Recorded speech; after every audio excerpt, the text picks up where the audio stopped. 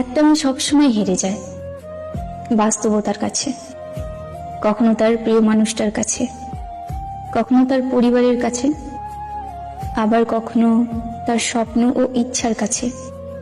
মেয়েরা চাইলেও তাদের ইচ্ছে মতো চলতে পারে না, তাদের ছোট ছোট ইচ্ছেগুলো পূরণ করতে পারে না, তাদের ভালোবাসা ও মমতা দিয়ে কাউকে খুশি করতে।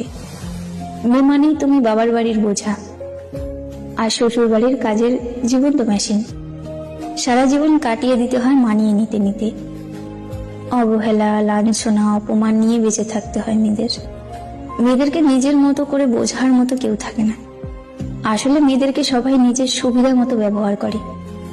মেয়েরা যার কথা মতো চলতে পারে তার কাছে সে অনেক ভালো।